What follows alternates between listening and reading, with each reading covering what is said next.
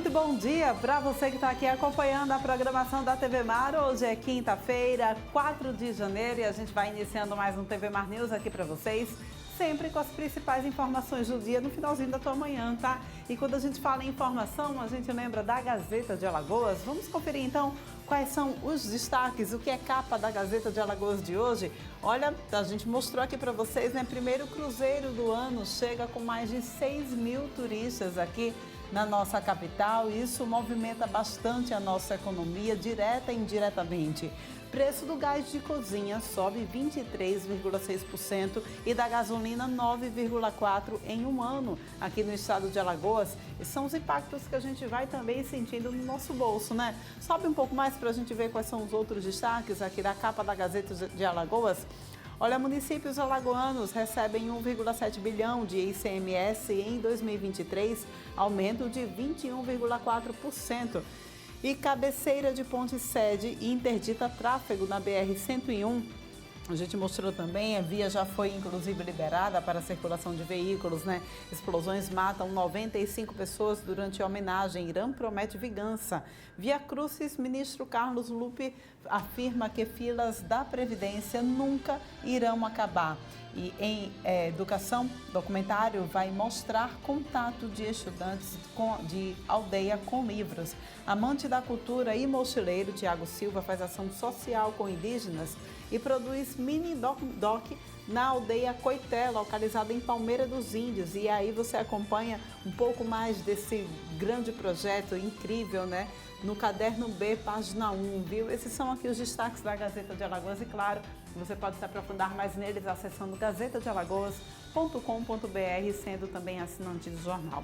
Olha, um turista de Goiás morreu afogado ontem na Praia do Saco, litoral sul aqui do estado de Alagoas. Equipes médicas, inclusive, tentaram reanimá-lo, mas não teve chance, né? A gente traz mais informações a respeito disso com o Rogério Costa, que está de volta aí, né, das férias, e traz pra gente mais detalhes a respeito desse caso.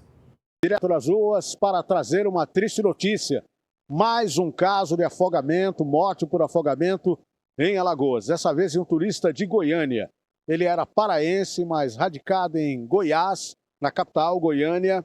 Estava na Praia do Saco.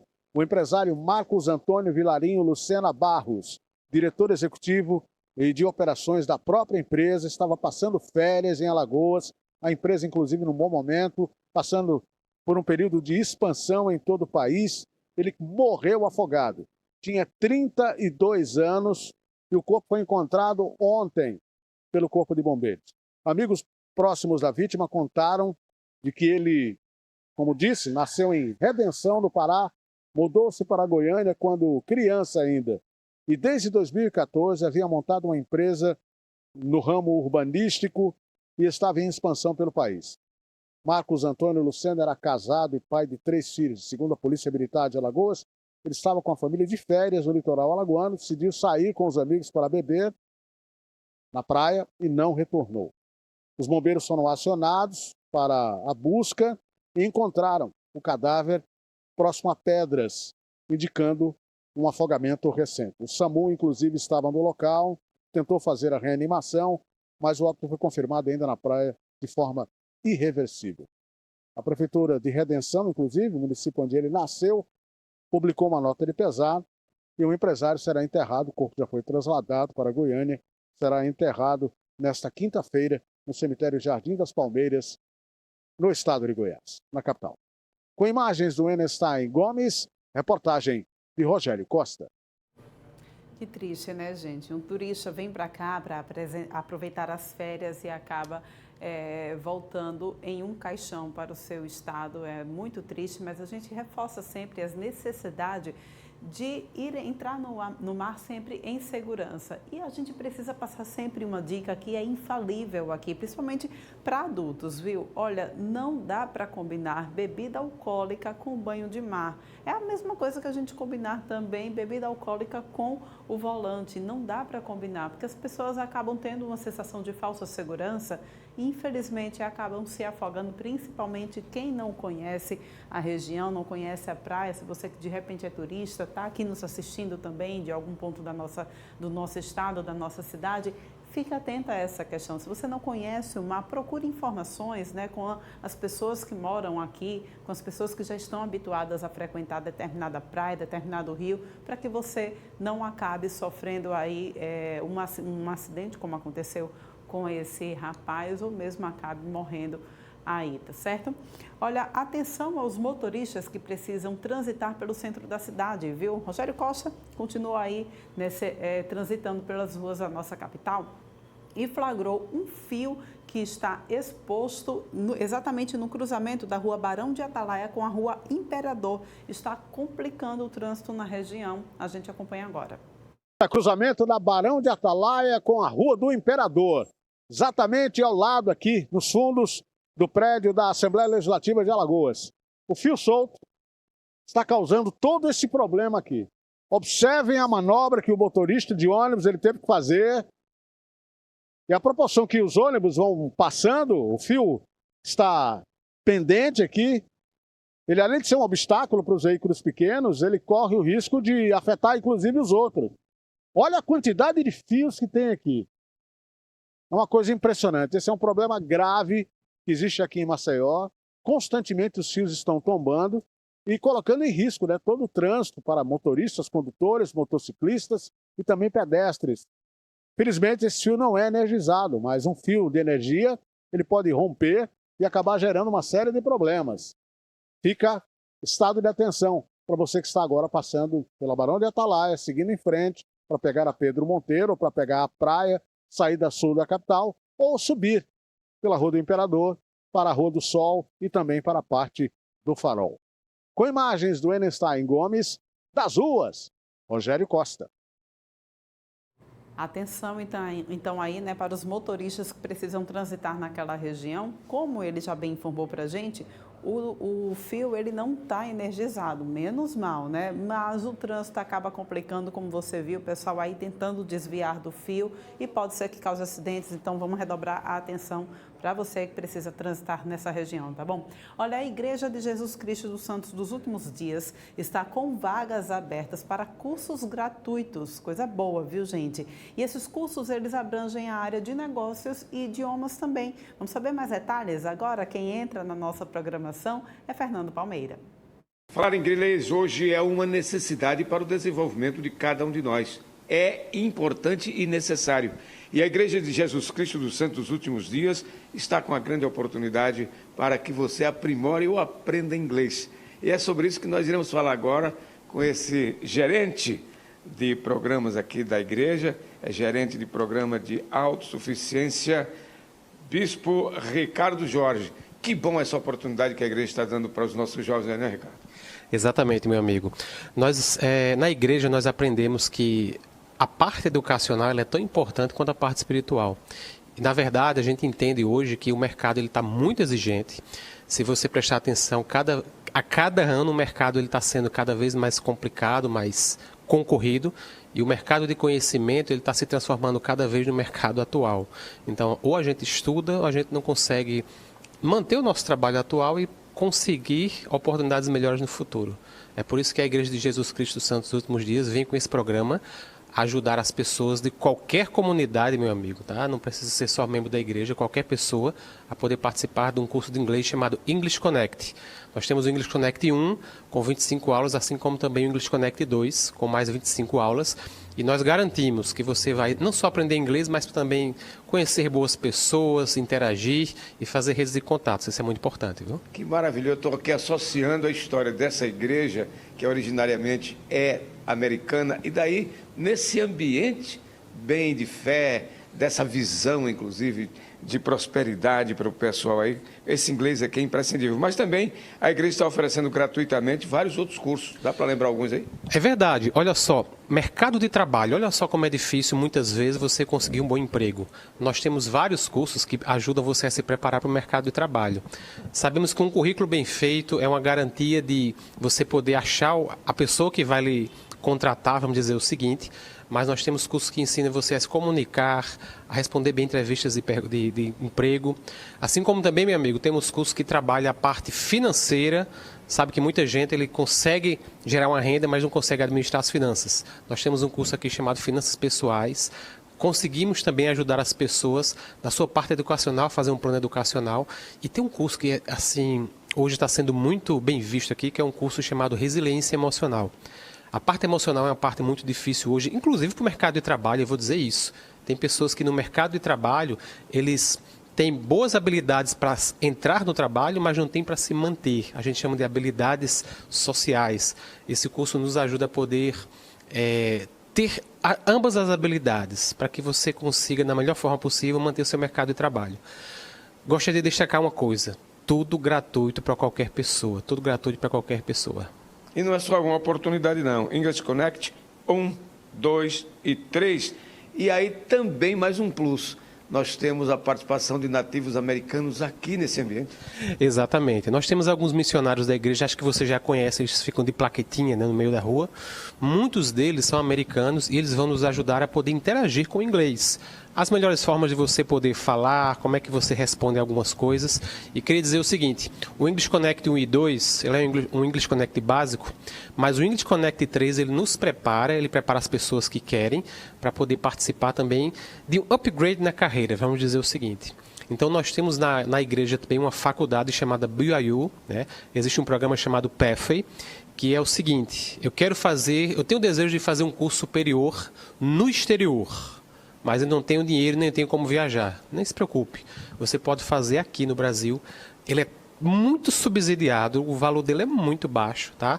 E os que querem fazer isso, dar aquele upgrade na carreira, trabalhar a parte de projetos, de gestão, de marketing digital, eles podem fazer isso fazendo English Connect 3. Mas é claro, né, tudo isso há um custo muito subsidiado se você quiser fazer a faculdade, e todos os outros cursos totalmente gratuitos. Pessoal, eu queria deixar algo muito importante sobre as inscrições. É só entrar em contato pelo WhatsApp 993327162. Vou repetir, o WhatsApp 82, o código de Alagoas, 993327162. A pessoa que vai estar nesse contato, ele vai mostrar para você como é o processo de inscrição, como você pode se inscrever para qualquer um desses cursos. E claro, se você conhecer qualquer membro da igreja, que você sabe que participa desses cursos, pergunte a ele quem é o seu especialista aí de bem-estar e autossuficiência, como é que eu posso fazer para me inscrever nesses cursos. E desejamos a você, meu amigo, nesse ano, muito sucesso na carreira e muito sucesso profissional. Com as imagens do Chico Nogueira e Fernando Palmeira para a TV Mar, da organização Ardon de Mello no canal 525 NET. Claro. Bacana, né, gente? Excelente oportunidade aí para início do ano. Todo mundo aí que está aguardando uma oportunidade para se qualificar ainda mais e entrar, então, de repente, aí no mercado de trabalho, tá bom? Olha, uma parte de um hidrante que ficou exposta após uma obra da BRK está apresentando riscos para os motoristas, principalmente para motociclistas que passam ali naquela região do centro, na região do General Hermes, na verdade, Cambona, né? E o nosso repórter, né, que circula a rua toda, circula Maceió por completo, Rogério Costa, foi lá fazer esse registro para a gente. Vamos acompanhar agora. Direto das ruas, aqui na General Hermes da Cambona, de frente à Secretaria da Fazenda, para registrar essa imagem desse trabalho que foi feito aqui pelo pessoal da BRK, voltado exatamente para esse hidrante, que fornece água em caso de sinistro de incêndio em toda a região. O trabalho foi feito, a manutenção foi feita, mas a ferragem está exposta e há um buraco, há uma depressão aqui. Os motoristas, principalmente os motociclistas, têm que tomar muito cuidado. Os carros estão mais protegidos, mas os motociclistas não. Eles podem, de repente, cair nesse buraco e isso originar um acidente grave aqui na General Hermes, no início da rua, que dá acesso a bairros de Maceió importantes, como a parte do mercado, Cambona. É preciso muito cuidado. Com imagens do Wellenstein Gomes, das ruas, Rogério Costa. E olha, gente, agora a gente vai falar sobre um caso que deu o que falar, viu? Inclusive, nós mostramos aqui no TV Mar News de terça-feira um casal de turistas que foi surpreendido com câmeras instaladas em um apartamento alugado no bairro da Ponta Verde. Eles alugaram o imóvel para curtir o Réveillon aqui em Maceió. Um típico aluguel por temporada que a gente já está acostumado, né, a falar por aqui. O casal procurou a polícia e entrou em contato com uma advogada alegando desconhecer a existência dos equipamentos antes de ocupar o imóvel. imóvel. A gente vai conversar agora com o advogado Francisco Vasco, ele que é especialista nessa área, para saber como é que fica essa situação e outras também, principalmente nessa época do ano que a gente vê aumentar bastante o aluguel por temporada. Francisco, muito obrigada por ter vindo aqui ao nosso estúdio. Esse caso chamou bastante atenção, mas não é o primeiro, infelizmente também não vai ser o último, né? Aí, como é que fica essa situação?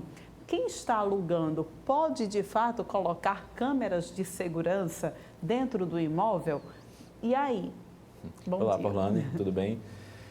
Na verdade, não existe uma vedação expressa na legislação ou em outro documento legal que venha a impossibilitar a colocação de câmeras nos imóveis. No caso dos locados, essa questão ela passa necessariamente pela análise da privacidade e da intimidade de quem está alocando, seja inquilino, seja um hóspede, porque isso também pode acontecer em hotéis, passa muito pela questão da informação, de você informar ao inquilino que tem certas câmeras nos ambientes que tragam a segurança do imóvel e das próprias pessoas. Mas, obviamente, que não se coloca câmera em banheiros, em quartos, até salas, se tiver um sofá-cama, por exemplo, que sirva de dormitório, se recomenda não colocar. Mas áreas externas, como uma piscina, que você coloca uma câmera numa amplitude para pegar a situação por completo e não para estar bisbilhotando ninguém. Muito bem, então. Mas não existe uma legislação específica para isso? É isso? Para a instalação de câmeras, não. O que há é uma regulamentação da alocação por temporada, das locações em gerais, a Lei 8.245, mas ela não traz nenhum impedimento de instalação de câmeras. Obviamente que isso tem que ser feito dentro do parâmetro de bom senso, de razoabilidade, né, para que o proprietário, no seu direito de propriedade, ele pode fazer a instalação, desde que sejam ambientes que sirvam para isso e seja informado a quem está alocando, porque se você informa isso, seja na publicidade da alocação, seja no momento do contrato, até em conversas prévias em WhatsApp, que a gente sabe que é muito utilizado, quem está alocando já sabe que existem aquelas câmeras. Agora, a partir do momento que isso é pego de surpresa, como na matéria que a gente viu, tem o caso também das câmeras ocultas, aí certamente isso não vai poder ser feito e vai descambar, inclusive, em questões criminais e cíveis, né, judiciais. Pois é, e aí eu já ia entrar exatamente nessa questão que são as câmeras ocultas atrás de espelho, a gente tem visto muito isso acontecer, né? Enfim, como é que fica a responsabilização dessas pessoas que colocam essas câmeras ocultas nesses espaços?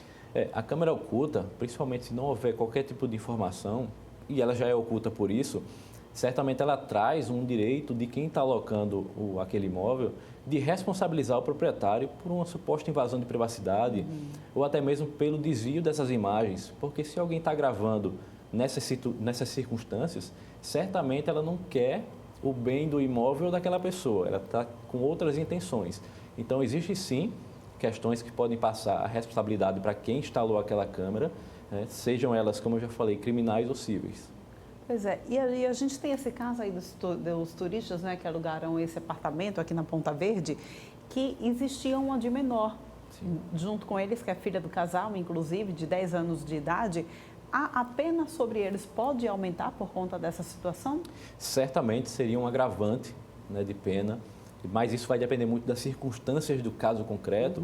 A gente não tem todos os elementos para aqui dizer o que de fato aconteceu. A gente sabe que houve um boletim de ocorrência por uma situação narrada pelo grupo de turistas, que foi informado ao proprietário que havia uma câmera, né, e ele informou que não estava ligado, mas ainda que estivesse desligada, não seria o ideal ter uma câmera naquele quarto, ainda mais com uma criança dentro daquele imóvel, né, e isso seria, sim, um agravante de pena, caso ele venha a ser responsabilizado por esse crime.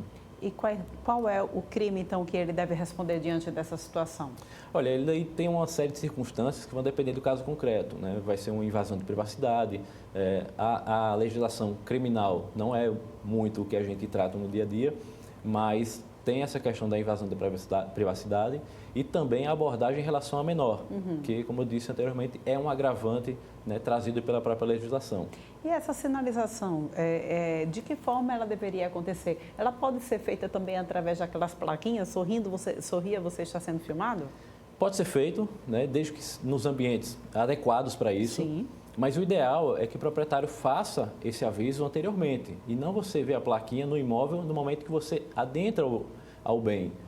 Isso tem que ser muito bem falado anteriormente, que como você está alocando o imóvel, já com essa descrição da instalação das câmeras, não haverá nenhum problema. Uma boa conversa evitará um grande problema. É aquela história, né, gente, do combinado, né? Não vai sair caro, né? Agora, em relação às outras questões, né? Aqui no início da nossa entrevista eu citei que esse período, de fato, é um período em que a gente vê aumentar bastante essa questão dos aluguéis, né, de imóveis por temporada. Como é que deve ser feito o acerto, né? Precisa de um contrato assinado, ainda que seja por temporada, contrato registrado em cartório? Como é que funciona? O contrato, ele já é oriundo da lei. Existem contratos que são verbais, inclusive, mas obviamente que se recomenda que se faça um contrato escrito com as cláusulas expressas.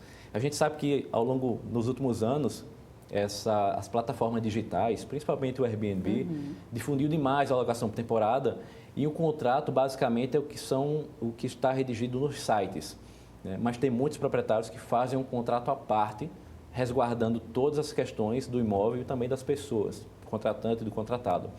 É preciso também analisar, por exemplo, se essa locação está sendo feita dentro de um condomínio, se aquele condomínio permite esse tipo de locação. A locação por temporada, em regra, é aquela que vai até 90 dias, mas as próprias plataformas reduziram isso a 2, 3 dias e virou um ramo muito rentável, né, no sistema de locação por temporada, principalmente essas de curta e curtíssimo período.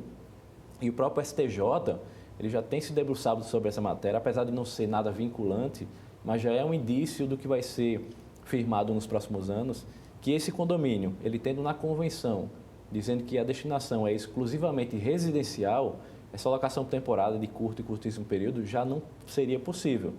O condomínio poderia permitir, se convocasse uma assembleia, para alterar a sua convenção, mas em regra ela estaria vedada. Importante, então, também a gente salientar essa questão, né? Muita gente também acaba vendo uma foto e quando chega lá, o imóvel não é aquilo que estava exposto na propaganda, né, do imóvel. Como é que a gente faz, então? Como é que a gente deve proceder em situações assim? Isso aí é a clássica propaganda enganosa. Né? Por isso que é importante ter um contrato, né, que respalde desde a publicidade daquela locação até o momento em que o locatário está usufruindo e no momento posterior também. Você firmar, por exemplo, também um termo de vistoria inicial, um termo de vistoria final, para resguardar o que está guarnecido dentro dos imóveis. E aí, se tiver uma situação como essa, em que o ambiente não é aquele exatamente da foto, você pode pleitear uma redução do valor, uma negociação com o proprietário, mas o mais comum é desfazer aquele tipo de locação e o locatário que se sentiu prejudicado ajuizar uma demanda judicial para ter devolvido esses valores em razão da publicidade enganosa. Agora, Francisco, como é que fica a situação também da pessoa que está locando o espaço, né, para hóspedes, inquilinos, enfim, que de repente sofre avarias dentro do seu imóvel? Ele pode cobrar que o hóspede que está ali durante aquele período se responsabilize pelos danos que ele venha a causar? Sim, obviamente, e para isso que serve o checklist inicial e o final, justamente para confrontar a situação do bem, o estado de conservação do bem e também daqueles objetos no início e no final. Havendo algum sumiço, alguma quebra, o hóspede vai ser sim responsabilizado, não tenha dúvidas disso. Agora, se não tiver nenhum tipo de checklist, nenhum tipo de vistoria, aí fica complicado você configurar que aquele dano ocorreu pelo hóspede, pelo inquilino. E o proprietário acaba assumindo esse ônus pela impossibilidade de comprovação. Outra questão, né, que geralmente levanta também muitas dúvidas é a questão da cobrança da utilização de energia e da água. Algumas pessoas que fazem essa locação, né, alguns anfitriões, eles acabam fazendo a cobrança da energia, por exemplo, vai lá no contador aquele período. Isso é realmente legal? É possível? É legal porque o que vale é o contrato, né? E você está ali numa situação combinada de que o inquilino, o hóspede, ele vai fazer o pagamento proporcional daqueles dias utilizados, de energia, consumo de água. Nos casos das locações normais, digamos assim, acima de 90 dias, a própria cota de condomínio é passada para o inquilino e às vezes assumida pelo próprio proprietário e ele embute o valor no próprio aluguel. Entendi. Né? Então, tudo isso depende de uma boa conversa, de um bom contrato que fique bem amarrado para não ter nenhum tipo de problema. Agora, esses contratos, eles precisam estar registrados em cartório, Francisco? Não necessariamente. Se você quiser registrar, é uma possibilidade, te traz uma segurança um pouco maior. Mas você pode ter a assinatura da outra parte, com 2 testemunhas. Se for um contrato assinado digitalmente, com aplicativos que resguardam até a localização daquele documento onde ele foi assinado, a documentação, o CPF, tem até a possibilidade de dispensa dessas 2 testemunhas, mas não necessariamente precisaria de um reconhecimento por parte do cartório. Muito bem, então muito obrigada pela tua participação mais Eu uma vez. agradeço. Feliz ano novo para você, Igualmente. né? E a gente volta a se encontrar em outra oportunidade. Vamos tá lá, bem? obrigado. E a gente vai agora para um rápido intervalo, volta daqui a pouquinho trazendo ainda mais informações para vocês. Já já.